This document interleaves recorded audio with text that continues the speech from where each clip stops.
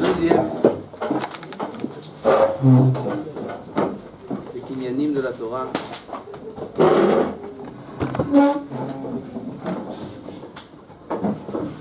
on fait un par jour, on a gagné 2 mois. Comme ça. 48. Deuxième des kinyanim, il s'appelle Shmirat HaOzen. Vas-y, Shmirat HaOzen. Il faut écouter. Il y a une ozen qui n'est pas Shomat. Shmirat HaOzen. Pour grandir dans la Torah, il faut entendre. Tout le monde entend. La Shmirat HaOzen, c'est le deuxième des kinyanim, parce qu'il n'est pas moins important que le premier. Dans l'ordre, en général, quand on passe, on fait une liste, on va du plus important au moins important. Là, ils sont tous importants. Alors, si on a décidé de mettre celui-là en deuxième et pas en 23e ou 40e, c'est qu'il est important. Shmirat HaOzen, c'est un grand yesod pour l'Hatzlacha dans le Limud. Shmirat HaOzen, ça veut dire, écoute, apprends-toi à écouter l'autre quand il parle. Souvent, le Rav, il dit un pshat, l'élève tout de suite, il a une question. Il pose la question, ce qui lui monte à l'esprit. Ah ben, le Rav, il a déjà répondu à ta question. T'as pas entendu le mot qu'il a dit en plus? Il a dit un mot en plus, il a déjà répondu à ta question. Hein? De Yonatan, un nouveau Rav. Yonatan, ça se route. Il connaît Rabbi Yonatan, les dikdoukim, les finesses dans les mots. Tel mot, pas tel mot, et très makpid sur les mots.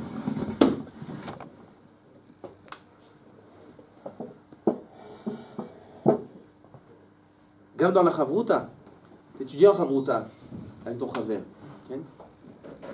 C'est quoi le principe de la chavruta? C'est qu'à deux, on va réussir ensemble à faire un pshat. Si moi je vais dire que mon pshat, si moi je vais dire que ce que je pense, jamais je pourrai écouter l'autre. Il faut s'habituer à écouter l'autre. Même, pas que dans la chavruta, même dans la vie. Ton père il te parle, ta mère elle te parle, ton ami te parle. Il faut s'habituer à entendre. Écoute, rien que par chesed, déjà d'écouter, c'est du chesed que tu fais avec la personne. Il se sent écouté. Okay? Je ne me sens pas écouté, Yanaïtis. Je ne me sens pas écouté. Okay? J'ai l'impression qu'on ne m'écoute pas. Je parle, personne ne fait cas de ce que je dis. Okay? Je vais faire du chesed avec lui, écoute-le. Shmirat HaOzen. C'est un grand yesod. Et dans les midot, et dans le limud. Be'arichat sefataim, troisième kinyan, arichat sefataim. C'est quoi arichat sefataim?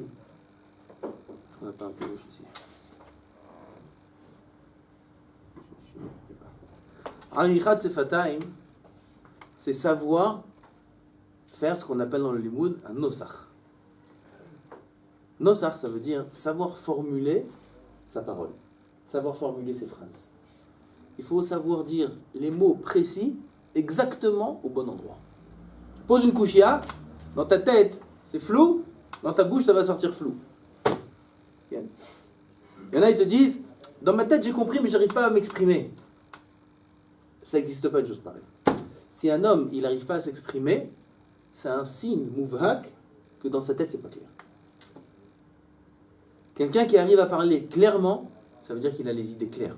Quelqu'un qui arrive en chiour à poser une question très précise, avec un ossar très précis, ça veut dire que dans sa tête, tout le mahalach de la soubia, il est clair. Il n'y a pas une de parler comme ça pour parler. Il y avait Rabbi Ezra Atiyah alav shalom. Il était une fois dans une réunion de Chachamim. Il fallait qu'ils se décident, tous les Chachamim de Jérusalem, les Gdolé en l'âme, 30 ou 40 Chachamim sont réunis pour décider, faire une xéra sur ce qui se passait à l'époque. Il fallait prendre une décision, ou comme ça, ou comme ça. Et pour prendre des décisions, c'était très difficile. Chaque proposition, elle était accompagnée d'inconvénients et de défauts, et d'avantages. Inconvénients et défauts, c'est la même chose. Arichat sefatay. Et tous les rabbinim y parlaient. Rabbi Ezra Atiyah alav shalom. Vous savez c'est qui Rabbi Ezra Atiyah? Rabbi Ezra Atiyah, c'était le Rosh Yeshivat Porat Yosef, c'était le Rav de Rav Ovadia Yosef. Le Rav de Rav Ovadia. C'était le Rav de Rav Ben Zion Abba Shaul, c'était le Rav du Rav Mordechai Eliyahu. C'est Rabbi Ezra Atiyah, Alav Shalom. Rabbi Ezra Atiyah, c'était tellement un grand Merayen en Torah que les gens, quand ils le voyaient, qui c'est les gens? Quand Rav Vadia, il voyait Rabbi Ezra, quand Rav Ben Zion, il voyait Rabbi Ezra, il tremblait de pleurs. Parade, il ne pouvait plus parler de quoi. Un qui le voyait. Tellement qu'il était Merayen, tellement qu'il était Chacham. C'était incroyable. Et il était là-bas, Rabbi Ezra, dans la réunion des Rabbanim, et chaque Rav, mais non, chaque Rav c'est des Gdolim, c'est Rav Sonnenfeld, c'est des géants dans la Torah. Chacun il parle, il propose comme ça, l'autre il dit non, mais si tu fais comme ça, on fait comme ça. Et il parlait, et Rabbi Ezra il disait pas. Et pendant une demi-heure comme ça, ou une heure, chacun il proposait des solutions, et l'autre il était marché sur lui, et Rabbi Ezra il disait rien. Et à la fin, les gens les Chachamim, ils se sont rendus compte que Rabbi Ezra ne parle pas. Il dit, Kvod Rav Atiyah, ma Kvodo Omer. Il dit, moi je pense qu'il faut faire comme ça. Plus un mot dans la salle. Il avait l'esprit, mais c'est très aiguisé. Ce qu'il a dit, c'était bon, tout le monde acceptait. Tout le monde acceptait. Il n'y avait plus rien à dire, il n'y avait pas une couche sur ce qu'il a dit, rien du tout. C'est Merayen. Le Da'at Kanita Machasarta, celui qui a le Da'at, il a tout dans le monde, tout dans la vie. Bevinat Alev. Alors, on ne peut pas expliquer tout, sinon ça va nous prendre. Rashi dit Lo shamarti ma benzel azeh. Bevinat Alev, Sichlut Alev. Be'ira. Tu veux acquérir la Torah, il faut de la Yirat Shamayim. En Torah bli Yirat Shamayim. C'est lo yechol liot. Le Chazon Ish, à l'époque du Chazon Ish, il y avait des gens qui étaient très talmidei Chachamim. Rav Matadai nous a raconté qu'il était une fois dans un endroit en Chutz Laaretz, et là-bas il arrive Shabbat, écouter une dracha. Okay? Pendant Shabbat. Et pendant Shabbat dans la dracha, il y avait des talmidei Chachamim, des grands talmidei Chachamim, ils étaient assis là-bas, pendant Shabbat, avec la Gemara et la cigarette. Pendant Shabbat. La Gemara et la cigarette. Tout un cours de Moussant nous a fait sur ça. La Gemara et la cigarette pendant Shabbat. Maïch, la Torah, c'est une chorma. À l'époque du Chazon Ish, j'avais beaucoup ce courant-là, où il y avait des gens qui étaient très chachamim en Torah et qui faisaient rien de la Torah. Et le Chazon Ish, dans son Sefer, Emunah Bitachon, il explique comment c'est impossible d'arriver à une vraie Torah sans midot. C'est lo yechol liot. Des gens, beaucoup ils nous disent, voilà, il y a des gens qui sont loin de la Torah, mais ils ont des alichot, noram alichot, je ne sais pas comment dire en français, ils ont des bonnes manières, ils ont des mœurs qui sont, ils ont des façons de se comporter incroyables. Jamais ils voleront, jamais ils mentiront, jamais. Ils n'ont pas de Torah. Alors comment vous dites la Torah c'est les midot et les midot c'est la Torah, c'est faux? Chazon Ish, il a tout un écrit sur ça presque. Pour prouver combien c'est impossible d'avoir des bonnes midot sans Torah. Et combien c'est impossible d'avoir de la Torah sans midot. C'est lo yechol liot.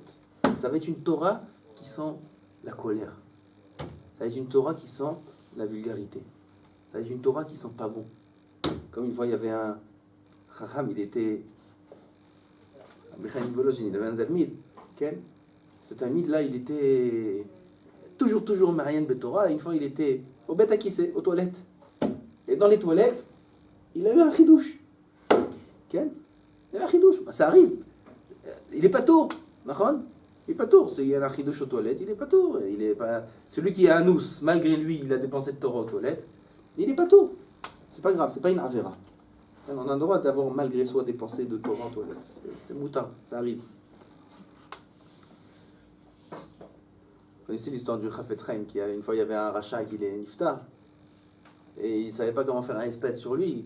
Ils lui ont dit au Chafetz Chaim, Rav, il faut que tu fasses un espède sur ce Rav, sur cet homme-là. Chafetz Chaim réfléchit, qu'est-ce que je vais dire sur lui? Rien, pas Kippour, pas Shabbat, pas Torah, pas Kashrut, pas rien, choum d'avant, vite. Qu'est-ce que je vais dire sur lui? Il vient à Chafetz Chaim, il dit, oh, quel homme on a perdu, quel homme yakar on a perdu, jamais de sa vie il a pensé des divrei Torah dans les toilettes. On verra de penser des Comme ça, il a trouvé un srout chez la personne. Jamais il a pensé d'ivrer Torah. Avant ce tzaradik, là, il était tellement attaché à la Torah qu'il pensait d'ivrer Torah. Il a un chidouche là-bas. Il est venu présenter le chidouche. Je crois que c'est... Il entend le chidouche, il disait chidouche amiti. Chidouche est fait. Il a une odeur de toilette, ce chidouche. Il savait Beruach HaKodesh que ce chidouche-là, il a sorti de là-bas, il a puisé de là-bas. Comment il savait le Rav? Comment il savait? Parce que la Torah, quand elle est pure, ça se sent. Dès que la Torah, elle devient pas tellement pure, il y a quelque chose dedans, alors ça se ressent aussi. Alors la Torah d'un Tamid Chacham qui n'a pas de bonne midot, alors on perçoit une Torah, on entend combien il est Chacham, et combien il est intelligent, et combien il sait faire des malachim, et combien il sait faire ça, et ça, et ça, et des tiroutzim, des couchottes, dès qu'on entend tout ça. Aval aussi, quelqu'un qui, consciemment ou inconsciemment, il va percevoir aussi les mauvaises midot qu'il a sur Chacham. Et ces mauvaises midot-là, elles vont être transmises dans son limoud à lui. Le lo yichol liot, ça n'existe pas une Torah bli ira, anava, simcha. Regardez les midot qui est écrit ici. Une Torah sans anava, c'est le Torah, c'est le yichol liot, c'est le kinyan. Quelqu'un qui ne sait pas supporter les épreuves, quelqu'un qui ne sait pas être savlan, quelqu'un qui ne sait pas se taire quand on l'énerve. Toujours il s'énerve, toujours il se remet. Ouais, pourquoi t'as fait ça? Pourquoi t'as fait ça? Il croit que c'est le patron du monde. Il s'énerve surtout, celui-là. Il monte dans la chambre, c'est fermé. Il tape comme ça, c'est fermé. Maintenant la caméra, faites attention. Pourquoi c'est fermé? Pourquoi si? Pourquoi ça? Il s'énerve. Kamakara, supporte. Ouais, il m'a mis de l'eau. Ouais, il m'a fait ça. Ouais, il n'y a pas d'eau chaude. Ouais, il n'y a pas d'eau froide. Il n'y a pas ça, il n'y a pas ci, il n'y a pas... Midot, savlanout. Tu viens, on discute, viens, on va voir ce qu'on peut faire pour toi. Un midot. C'est-à-dire Anava, il dira, je suis savlan, Vaïch Moshe Anav. C'est quoi Anav? Moshe Rabbeinu, il était Anav, il était savlan. Il supportait, vous savez ce qu'il a supporté, Moshe Rabbeinu? Il a supporté Am Israël. Vous savez c'est quoi Am Israël supporter? Il n'y a jamais eu dans l'histoire un manik de tout Am Israël. Il y avait après... Les Shoftim, c'est pas comme Moshe Rabbeinu. Il les a supportés tout Am Israël dans le désert. Vous savez combien c'est dur de supporter Am Israël? Regarde, tu supportes l'autre il s'énerve qu'il n'y a pas de ça, l'autre il s'énerve qu'il n'y a pas de ça, l'autre il s'énerve qu'il y a des souris, l'autre il n'y a plus de souris. Alors, avant il y avait des souris, l'autre il s'énerve ci, l'autre il s'énerve ça. Et il faut supporter l'un, il faut supporter l'autre, il faut supporter ça. Ça va, viens, on trouve une solution, on essaye d'arranger là. C'est à la base, c'est chachou. Entre nous aussi, il faut se supporter. On vit en société, il faut supporter. Vous êtes Baruch Hashem 4, 5 dans des chambres. C'est pas facile, je sais que c'est pas facile. Aval, un homme, il se construit à travers ça. Parce que supporter 4 amis dans une chambre, c'est beaucoup plus facile que de supporter une femme. Qu'est-ce que vous croyez? Beaucoup plus facile. Supporter une femme? C'est être comme 20 dans une chambre, une petite chambre d'homme. Et encore plus dur que ça. Comment vous allez faire? On va se marier, nous, comment on va supporter? On va s'énerver, elle va dire un truc, on va s'énerver. On va dire, ouais, tu m'as fait ça, ouais, mais pourquoi tu m'appelles pour rien? Pourquoi ci, pourquoi ça, pour ça? Ah, il y a 1 milliard, la liste, elle se termine même pas, la liste. Bon, de l'histoire qu'on peut te mettre là-bas. Dat kanita machasarta, un homme il a du dat, il s'évite la mériva, comme on a dit la dernière fois. Un homme il a du dat, il arrive, il sait comment être un ave, il sait supporter les épreuves, il sait supporter l'un, il sait supporter l'autre. Bon, il a passé la yeshiva, et la yeshiva il a réussi à supporter. Il a réussi à supporter toutes ces situations. Le manger, il n'est pas comme à la maison. Bah, je crois que les salades ici, c'est des salades de ta mère. Tu rêves. Ça n'existe pas, ça. Alors, on va essayer d'y arriver. Pour l'instant, on est loin du compte. Et les Shabbatot, et ci, et ça, et la dira, et la douche, et la propreté, et ça, et ça. Combien de choses qui sont pas faciles, d'accord? Sachez une chose, c'est qu'à travers ce petit stage-là, qui n'est pas difficile, tu peux atteindre des choses immenses dans la vie. Savoir construire une maison, un foyer avec une femme, savoir être Ibnaïk Ba'anava, être Zochel et Torah, c'est qu'à travers ces choses-là. Il faut savoir supporter, Ba'anava. בקיצור, אין תורה בלי ענווה. אין תורה בלי מידות. דרך ארץ קדמה לתורה. זה יסוד גדול, בוודאי, ברוך השם aussi ici, et tous les rabbanim ici, ils ont été imprégnés de l'union du moussar, de l'union des midot. Combien le moussar est important, combien les midot est important. J'ai pas vu une feuille de cèdre. J'ai pas vu. Ils m'ont dit, les rabbins, un peu, qu'ils ont reçu quelques feuilles de Starim. J'aimerais bien voir aussi combien il y a de moussard là-dedans. Combien c'est important de mettre du moussard dans les Starim. Combien c'est important de mettre du moussard dans la Torah, de mettre du moussard dans la vie. Chaim Baolov dit dans Nefesh HaChaim que le moussard, c'est comme le cave. Un petit peu d'épices qu'on met qui maintiennent tout le blé. Avant, pour préserver le blé, ils mettaient khumtin. Ils mettaient comme une sorte de matière qui préservait tout le blé. Tout le blé était préservé grâce à ça. Le moussard, il le compare à ça. Toute la Torah, c'est le blé. Plein de Torah, plein de Torah, plein de Torah. Aval, s'il n'y a pas cette épice, là, cette matière qui maintient cette Torah, toute la Torah va s'abîmer au bout de quelques temps. Combien c'est important le livre comme ça. J'attends de voir les feuilles.